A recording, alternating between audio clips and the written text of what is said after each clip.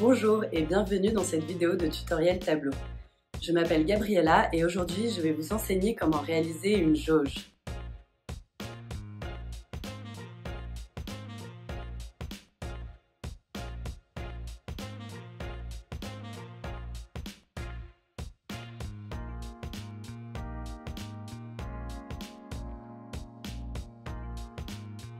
Pour réaliser ce graphe, nous nous connectons aux données Superstore de l'Union européenne.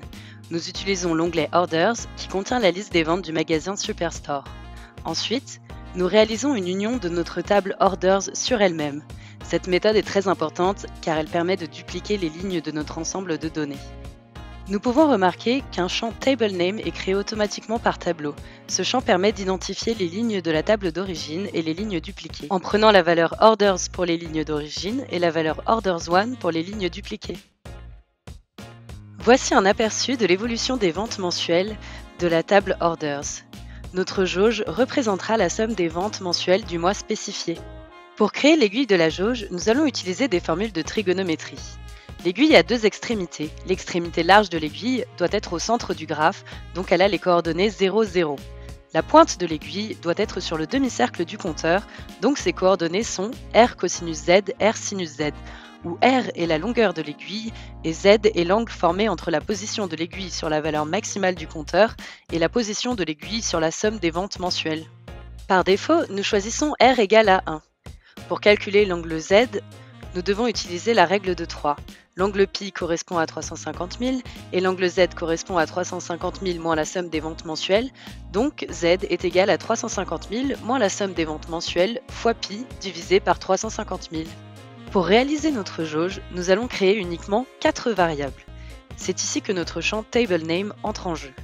Aux lignes d'origine de la table de données, qui ont la valeur Orders, nous associons le centre de l'aiguille dont les coordonnées sont 0, 0. Pour les lignes dupliquées, qui ont la valeur Orders1, nous associons l'extrémité de l'aiguille dont les coordonnées sont R cos Z, R sin Z. C'est ainsi que nous créons les variables x et y.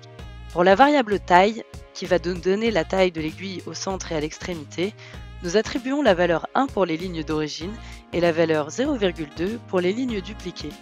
Une petite remarque par rapport à la formule de l'angle Z, nous utilisons une expression de niveau de détail fixe car la somme des ventes mensuelles est calculée par rapport au mois et à l'année de la vente. Maintenant, nous plaçons le champ date des ventes dans l'onglet des filtres et nous sélectionnons une date. Nous plaçons la variable x en abscisse dans le champ des colonnes et la variable y en ordonnée dans le champ des lignes. Nous transformons x et y en dimensions.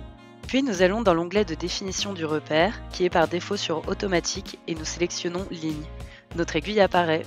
Nous plaçons la variable taille sur l'onglet de la taille. Ainsi, notre aiguille est plus épaisse au centre et plus fine à l'extrémité. Nous fixons la longueur des axes X et Y entre -1 et 1.